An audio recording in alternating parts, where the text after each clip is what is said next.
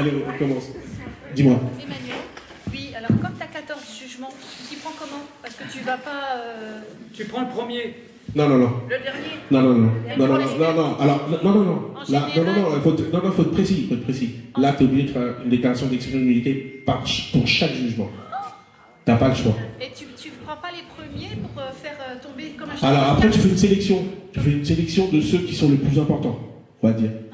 Mais tu es quand même obligé, quand tu veux annuler quelque chose qui t'a vraiment fondamentalement détruit, on va dire, de faire une sélection. Moi, j'en ai eu 57. J'ai fait 40 sélections d'unité, donc fois 8 destinataires. Au 4 x 8, 32, ça fait 320 recommandés. Ça m'a coûté 2000 balles. Mais bon, maintenant, quand j'arrive au tribunal de Lyon, je fais fanfare encore. Ouh. C'est moi, coucou, c'est moi. Allez. Moi j'ai une question. Le juge des enfants a décidé le placement de 12 enfants. Le juge des enfants a décidé le placement de les 4 derniers le 27 janvier 2023. Donc là,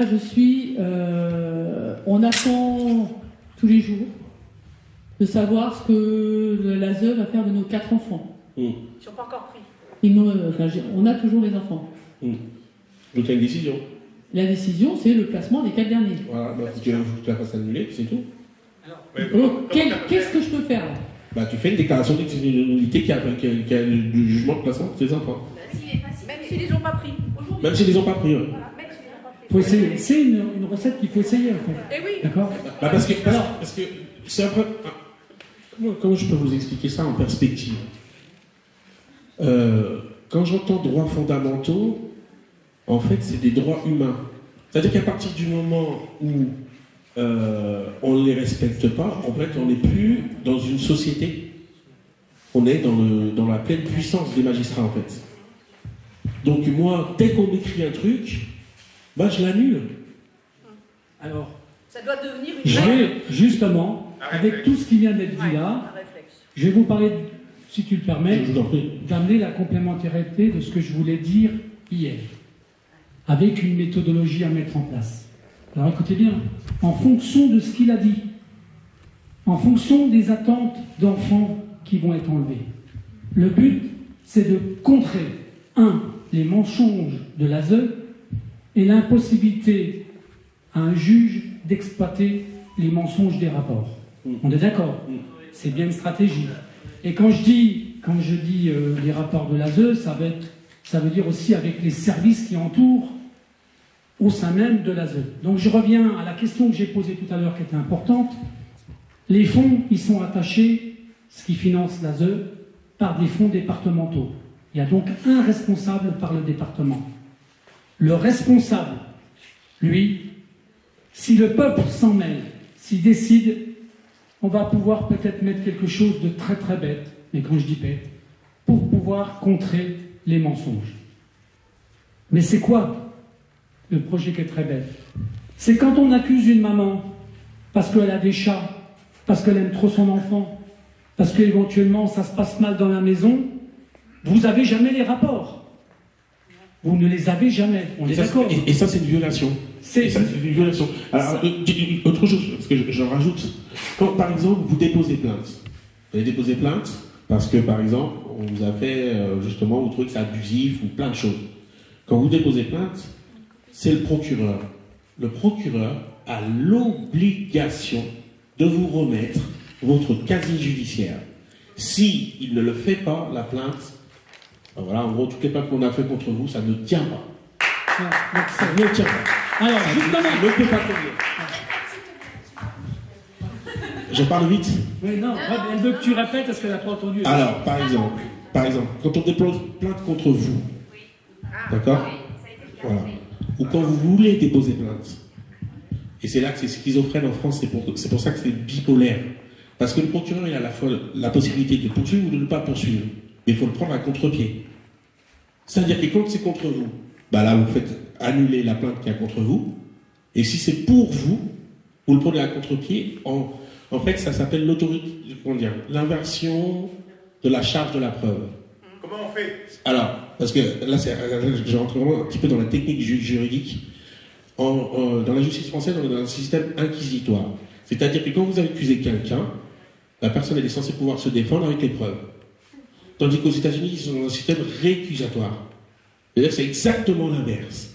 Et donc en France, il faut faire l'inverse. C'est-à-dire qu'il faut les prendre à contre-pied. Il faut leur dire, par exemple, quand vous avez un faux, de l'ASE par exemple, un faux, manifestement j'ai un faux magnifique, hein. Votre fille a été entendue, donc j'appelle l'association pour laquelle elle a été entendue, ils me disent on n'a jamais vu votre fille.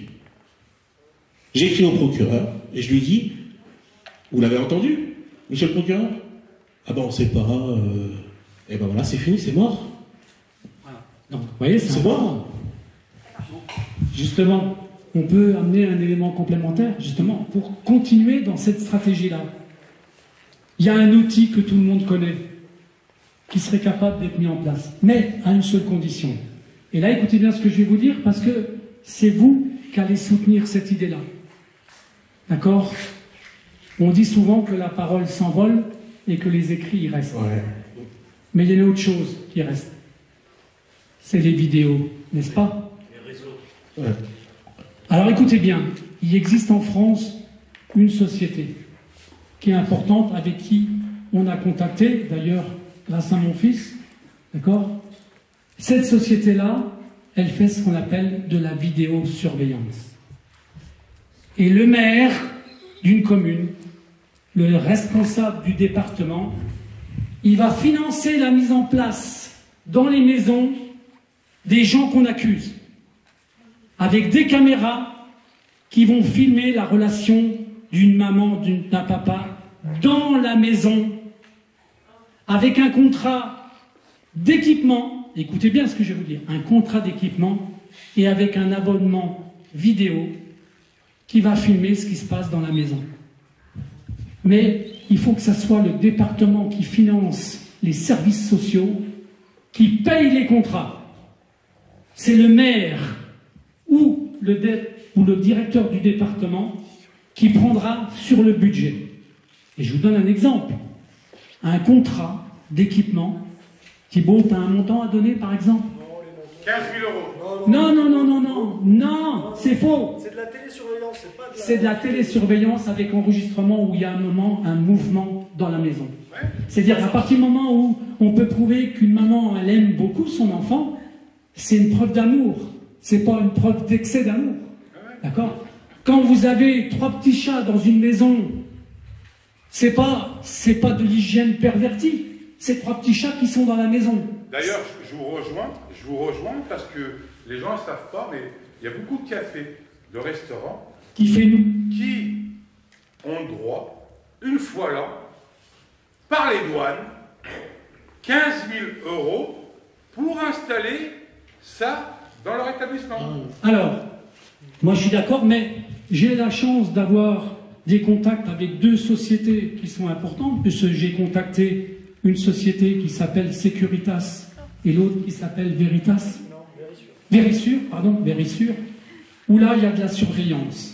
Et ils sont prêts, écoutez bien, j'ai eu la direction de Paris qui est prêt à mettre un protocole d'entrée, d'agrément, à donner à des institutions pour qu'on prenne sur les budgets des départements qui payent les ASE. C'est-à-dire que les fonds publics qu'une structure départementale dépense pour payer des infrastructures de la sécurité des enfants, eh ben la sécurité va se faire par une société de surveillance. Et au lieu de payer, je vous donne un exemple très simple, si le premier des enfants, en moyenne, coûte 8 000 euros par mois, avant qu'il y ait d'autres procédures, ça coûte au département, un enfant, en moyenne, dès le début, entre 7 500 et 8 000 euros. D'accord? Si vous mettez en place un contrat avec des caméras qui surveillent la maison, qui prouvent que les parents sont des bons parents, d'accord? Le contrat maximum entre l'équipement des caméras et la location des caméras, c'est un budget mensuel qui est 4 fois moins cher que ce qu'on donne aux enfants.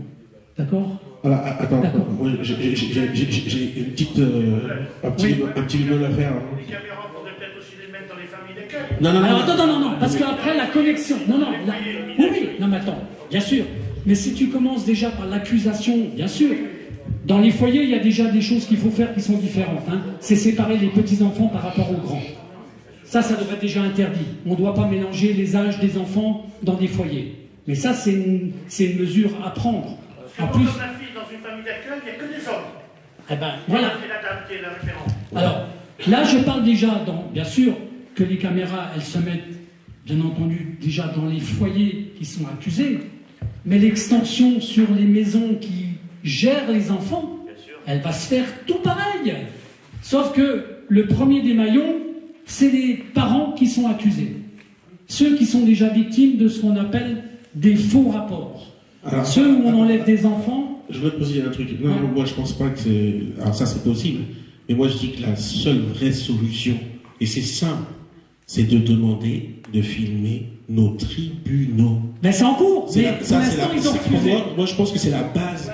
C'est-à-dire, c'est les tribunaux, parce que les foyers d'accueil, ok, mais la base. Quand on a un magistrat, qui, vous le voyez en plus, hein, il a le faux sous les yeux. Ouais, mais je sais. Moi c'est 2 chiffres, hein, parce que pour fermer ma société, en fait, ils ont menti sur le chiffre d'affaires. Ils ont dit ce monsieur fait ils l'ont écrit, fait 273 000 euros de chiffre d'affaires. J'en faisais 467. Donc c'est 2 chiffres à comparer. C'est pas voilà. Quand c'est le magistrat qui fait ça, vous imaginez si c'est filmé? Alors, mais ça fait partie. Alors, Emmanuel, il faut savoir que c'est des choses qui sont déjà demandées depuis des années. Qu'on filme les sessions. Mais c'est pour ça qu'ils veulent pas. C'est pour ça qu'ils veulent pas. Ben bien sûr oui, qu'ils veulent pas. Oui, mais là, quand vous parlez de surveillance, ouais. Moi je suis un ancien professionnel de la sécurité, j'étais référencé au ministère de la Défense.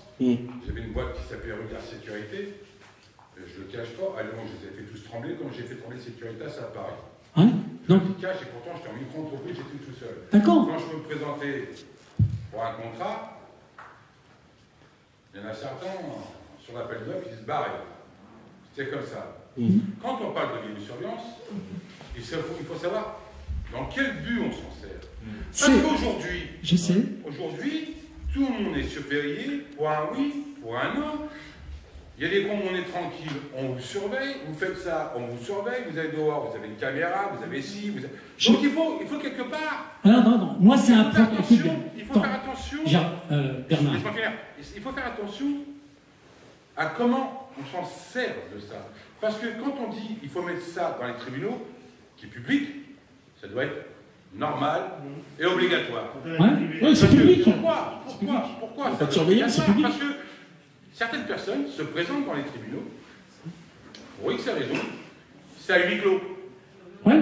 On ne sait pas pourquoi. Mais là où les tribunaux sont encore dans l'erreur, c'est que ça devrait être affiché et prévenu. Alors attends. Alors s'il y a des caméras, là-dedans, c'est logique. Mais de dire que placer des vidéos dans les familles, ce qui est une très bonne chose. Mais ça va se faire. Attention, il faut que ça soit très. Ça va se faire. Je les ai eu au téléphone, j'ai eu la direction générale qui va me faire un protocole que je mettrai à disposition de tous les services qui l'imposeront. D'accord? Avec un protocole très simple, avec un certain nombre de caméras, avec des pièces particulières. On ne mettra jamais de caméra dans une chambre. Ça paraît évident. Mais par contre, dans la cuisine, dans le salon, dans le petit séjour, les caméras se mettront en route dès que les parents seront avec les enfants. Dès qu'il y aura un mouvement. Je me répète, je suis un professionnel de la sécurité. Une caméra aujourd'hui, elle a la grosseur d'une tête d'épingle. Je sais. D'une tête d'épingle à coudre. Oui, je sais. Vous imaginez ce qu'ils peuvent faire chez les gens? Mais c'est contractuel en fait. C'est contractuel. C'est-à-dire que l'équipement, il est forfaitaire avec une base certifiée. Mais qui vous dit que l'autre il pose un truc en plus et vous n'êtes pas au courant? Mais s'il te plaît. Ouais, bah alors là, non. Là, c'est un... Il connaît son travail. Oui, mais je suis d'accord, parce qu'il a côtoyé des gens qui avaient de la perversion. Bien sûr qu'il y en a. D'accord? Non seulement. C'est pour ça qu'il faut que ça soit public. Quand je dis c'est public, je peux parler de pas mal de branches de la sécurité. Et en fait, quand j'étais référencé au ministère de la Défense, mes acquis dans les branches, maître chien, garde du corps, tout, c'était infime, 1% de ce que j'ai appris quand j'étais référencé au ministère de la Défense. C'est-à-dire quoi? parce que j'ai eu certaines personnes que je connaissais qui étaient droits dans l'époque, que je salue entre parenthèses. Quand vous travaillez, vous êtes référencé au ministère de la Défense, c'est un autre sujet. On vous convoque pour l'armement, pour les ventes d'armes. Plein de choses comme ça. Vous voyez que la sécurité, quand on parle de sécurité, il faut faire très attention. Mais je sais, mais... Il y a des gens qui veulent poser des questions. Sandrine, vous voulez poser une question, Sandrine? Vas-y.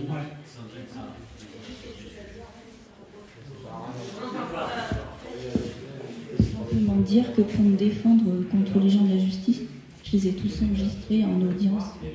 Oh, les juges, Ça, c'est très bien, ça. la brigade des mineurs Ça, c'est et le bravo. procureur. Ouais, ça, c'est super. Alors, il faut savoir que les enregistrements, on a le droit de les utiliser, mais il y a quelque chose à payer. Il faut payer pour pouvoir en faire usage. Christophe, je vais prendre le micro. Ouais. Alors 2 minutes, je vais clarifier un peu une certaine chose, Bilou, Bernard. Voilà. Donc je comprends tout à fait ton point de vue, etc. Sauf que moi, donc, bon, à la base, je suis dessinateur technique. J'ai travaillé à la ZEL Grand Projet Immobilier, donc en électricité. Donc j'ai fait certains grands projets, dont l'aéroport d'Orly, la nouvelle jonction qui sont encore en train de construire actuellement. Je sais pas où ils en sont en projet, mais je m'en fous. Les caméras sur les plans, parce qu'on dessine les caméras, on dessine tout ce qui est chemin de câble, etc. On a toutes les déclarations, tous les papiers. On est obligé de déclarer où est-ce qu'on met une caméra, normalement qu'on met la caméra. S'il y a une inspection sur un chantier, etc., ils niquent tout le bazar.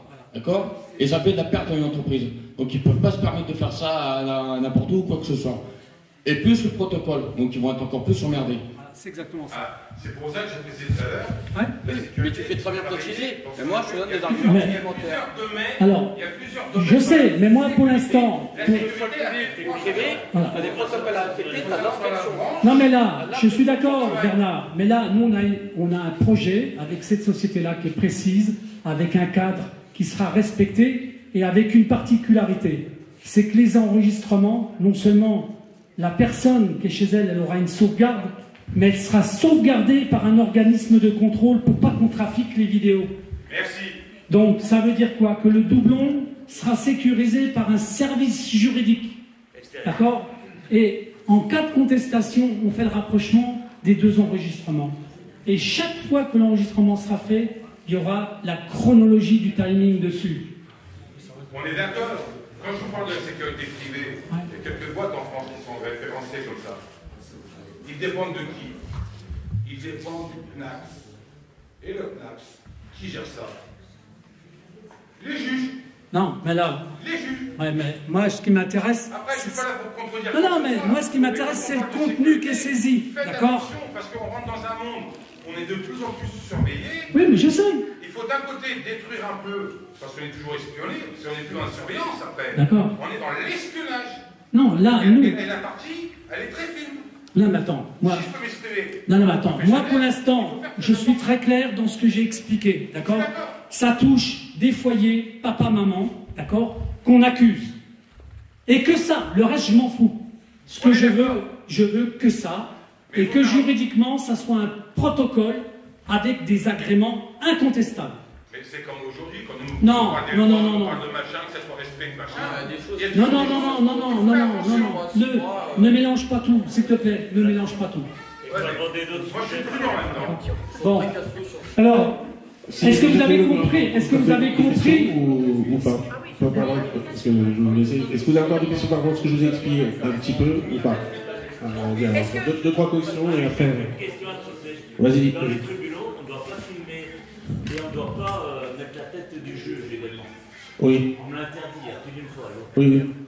Il y a une loi de la... Bien sûr. Non, mais ça c'est sûr. Mais moi je pense qu'ils refusent de filmer les tribunaux parce que justement il y a plein de malversations qui se font du matin au soir. Bien sûr. C'est uniquement ça. Hein. Oui, c'est. Alors. Je veux simplement dire que heureusement que j'avais fait quand même un film et les enregistrements parce que ça m'a sauvé la vie, parce que sinon je serais en prison. J'ai pu les faire traduire auprès d'un huissier comme la vidéo en 2021 et ça m'a sauvé la vie. Avec Oui, alors elle en a fait usage, d'accord? Ça veut dire que si dans les maisons on sauvegarde les papas et les mamans des accusations mensongères, on aura le droit d'en faire usage. Et pour l'instant, ce que je veux, et ce que je dis, ce que je précise, c'est que le financement se fera par les frais du département, par les enveloppes budgétaires qui sont destinées aux services sociaux. Oui. Ouais. Juste une petite précision, parce que j'arrête là. Si vous voulez pouvoir échanger avec notre cher Emmanuel Macron, ma question est... Vous pouvez taper sur YouTube Emmanuel Décoré et vous verrez pendant 7 minutes échanger avec ce guignol. Excuse-moi. Ma question est, si un enfant il est en pleine santé et qu'à un moment donné il tombe malade. On répète. Si un enfant il est en pleine santé, ouais. Et à un moment donné il tombe malade, sans aucune excuse valable, dans son foyer, dans le foyer où il est mis. Pour qu'il soit dans un foyer, il faut qu'il y ait une décision. Donc, Une décision. En fait, je parle au nom d'une maman qui ne veut pas se dévoiler. Donc, je pose la question ici. Si un enfant n'est pas malade, auparavant, et que maintenant, il est malade, de matin au soir, dans le foyer où il est mis, à l'écart de sa famille biologique. Alors, non, justement, ce que je te réponds, c'est que si cet enfant a été placé, il y a une décision. Oui. Je vais compléter ce qu'elle a dit. En fait, c'est très simple. Si l'enfant, il n'était pas malade, tu es en train de nous expliquer une chose très simple. C'est le fait de l'avoir enlevé que ça le rend malade. Tout à fait. Oui. C'est donc l'enlèvement de l'enfant qui le rend malade. Et tout pourquoi ils font tout pour les rendre malades? Eh bien, c'est ce qui se passe en France. C'est ça la question. Eh bien, c'est très simple. Ils font exprès de les rendre malades parce que par mois, ça coûte plus cher un enfant malade qu'un enfant qui est bien. Tout à fait, oui. C'est ça la réponse. Mais c'est mécanique. Et en France, il y a une institution où il y a un type de protocole, même un accord, je ne sais plus comment ça s'appelle, la CPDH ou je ne sais plus quoi, un truc comme ça. Hein? La MDPH. La MDPH. Ça leur permet d'avoir plus d'argent par mois. Hein? Oui, tout à fait, oui. Je suis d'accord avec vous. Sauf que moi... avoir les coordonnées. Ah ben, non seulement ça, mais si on réfléchit bien, il y a une chose qui serait importante. Comme c'est l'enlèvement abusif qui rend l'enfant malade, oui. La responsabilité appartiendrait à ceux qui les ont fait enlever. Et il est important de les attaquer en responsabilité. Merci. Tant qu'on ne fait pas ça, on ne fera pas avancer la chose. Mais comment... Juste rajouter... Excuse-moi, encore une question. Encore une question par rapport à cette mère isolée, par rapport à cette mère qui n'ose pas se dévoiler par peur, par timidité. Comment il faut dénoncer tout ça? Parce qu'on a peur de la justice. C'est pas ça. Bien sûr, je peux comprendre que des gens ont peur. Mais la peur, elle est faite justement pour que les gens y parlent pas. Tout à fait, oui. C'est volontaire. Oui. Qu'est-ce que vous croyez qu'ils font avec... Qu'est-ce qu'ils ont fait avec le Covid, à part faire peur à tout le monde? Tout à fait. Faire peur aux gens, ça leur permet d'imposer le silence. Ça leur permet d'imposer le silence. Oui. C'est simplement ça. Oui. Et pourquoi, par exemple, je prends un exemple très simple, pourquoi moi, quand je m'amuse, et le mot amuse, je ne devrais pas l'utiliser, mais si je me mets à faire des vidéos avec des témoignages de maman, de papa, plus j'en fais, plus les mamans qui regardent disent, ben, merde, je ferais bien la même chose, moi. Pourquoi je me retiens? Elle se retient parce qu'elle a encore peur. Et la peur qu'elle a plus, on va dire, la plus perverse, c'est celle où il y a une procédure qui est en cours et surtout que la personne croit que la justice va être rendue. Et ça, c'est la plus grosse de toutes les erreurs. Je vais vous donner un exemple concret d'un mandataire que j'ai accusé, mais d'une manière très particulière. Ça n'a rien à voir avec le monde des enfants, mais c'est pour vous montrer le type de mécanisme qu'on peut mettre en place. D'accord? Le mec, il avait une discothèque dans l'est de la France, du côté de Sarreguemines, je ne donnerai pas la commune exactement. Il a été victime d'un notaire et il était victime d'un mandataire judiciaire. Mais écoutez bien, j'ai publié une vidéo il y a 4 ans où il m'avait envoyé des photos. La photo, elle était très simple. Il m'avait donné déjà plein de choses, plein de témoignages et tout. Et un jour, il m'envoie une petite série de photos, mais incroyables, qu'il ne m'avait jamais communiquées. C'était la plaque professionnelle du notaire avec la plaque professionnelle du mandataire. Et les 2 plaques, elles étaient à la même adresse l'une sur l'autre. Qu'est-ce que je fais? Je fais une publication immédiate. Et je ne fais pas une accusation. Je fais ce qu'on appelle un questionnement. Je pose la question en disant bêtement, mais le fait qu'ils soient à la même adresse, est-ce que ce n'est pas un conflit d'intérêts potentiel? Est-ce qu'il n'y aurait pas une manière de faire dans l'intérêt de chacun d'eux? Et comme c'était le même notaire avec le mandataire qui avait bousillé sa boîte, j'ai pas fait d'accusation. Qu'est-ce que j'ai fait? J'ai fait un questionnement. Et le questionnement, je l'ai multiplié sur 3 ou 4 photos dans la vidéo.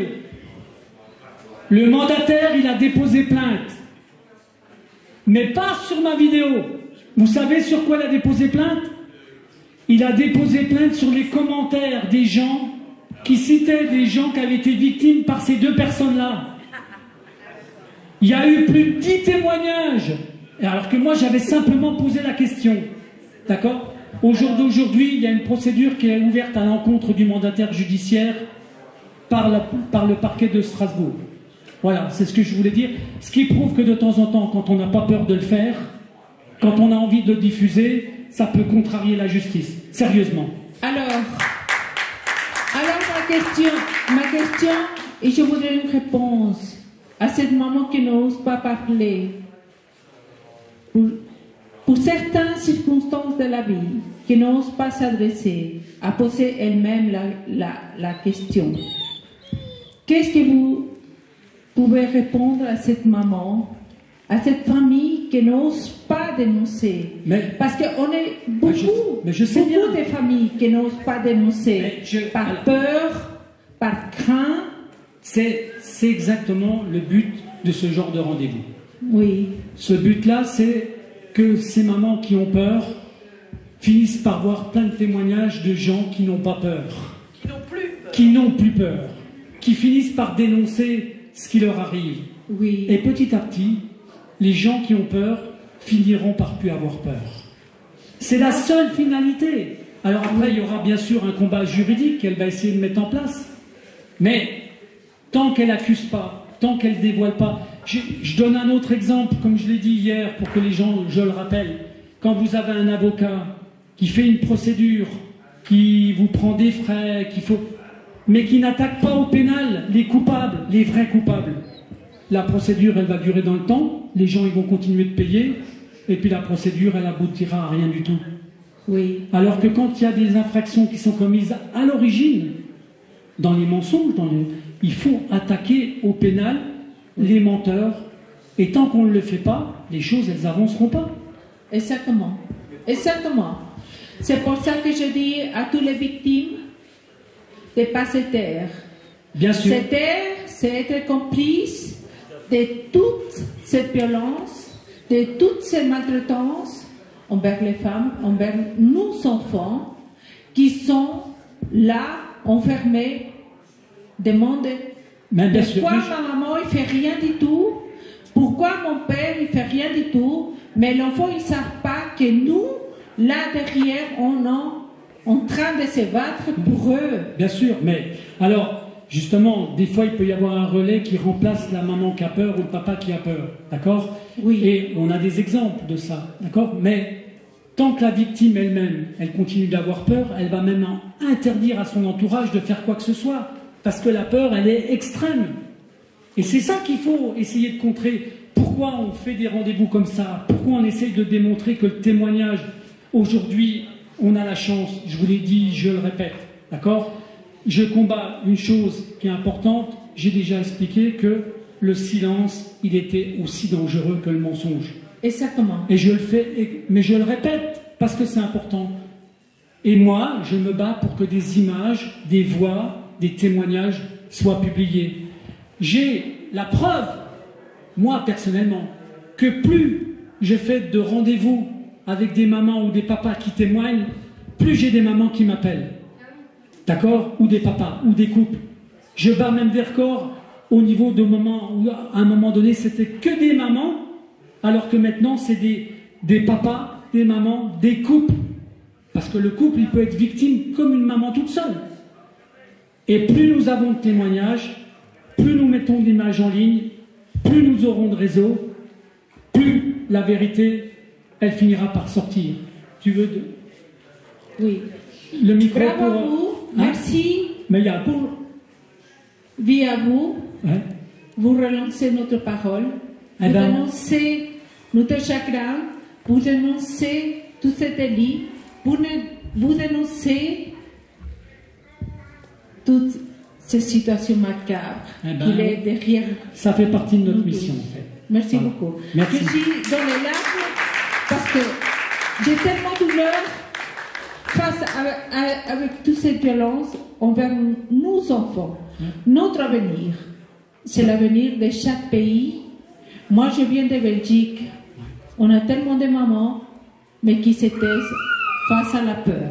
Bien sûr. Voilà. Mais C'est une réalité. J'en ai conscience. Voilà. Merci beaucoup. Vous voyez, ça se passe aussi en Belgique, bien entendu, hein, ça paraît évident. René, tu veux parler d'Ivoire? Oui, parce que là, il y a des sujets qui sont évoqués et c'est quand même important d'en parler maintenant.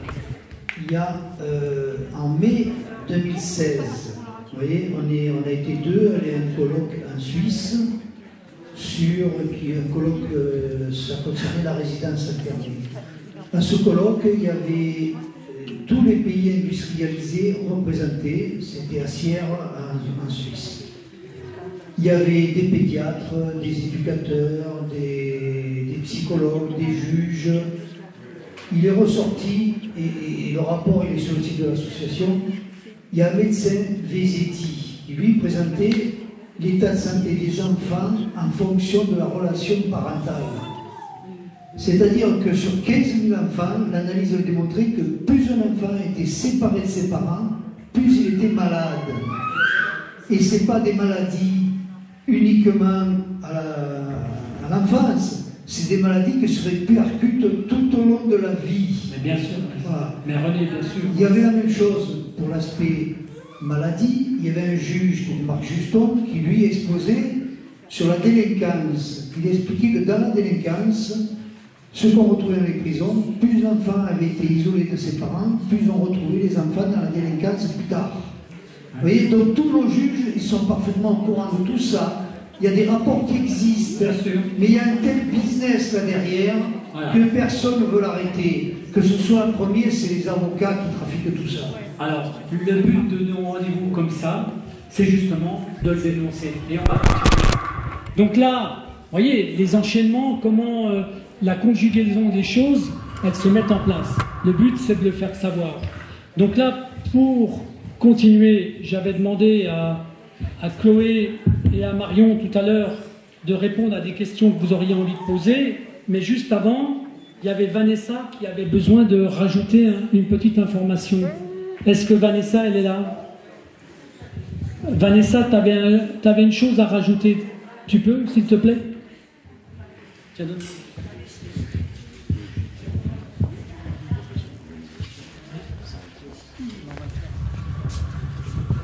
Merci Christophe. C'était pour faire suite aux déclarations tout à l'heure. C'était par rapport à la vaccination du Covid. Les enfants ont été massivement vaccinés du Covid dans les foyers et familles d'accueil.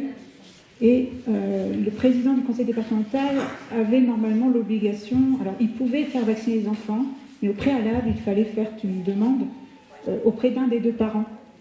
Et alors ça serait à vérifier, mais de ce que j'en ai aperçu, la plupart du temps, les parents n'ont pas eu cette demande. On est d'accord? Oui, bien sûr. Voilà. C'est aussi ce que moi j'ai constaté, et donc sur mon poste, je savais parfaitement, donc le secret médical était violé.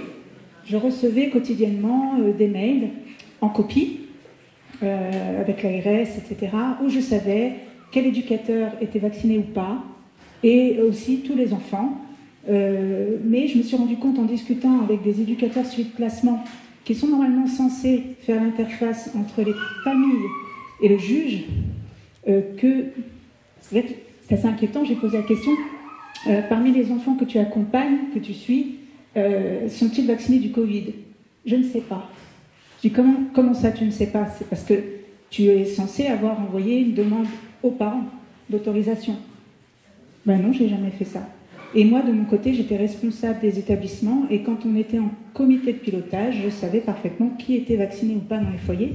Et je sais aussi que des directeurs ont parfois forcé les enfants qui étaient contre. Voilà. Et donc, je pense qu'il y a peut-être une action aussi à mener par rapport à ça.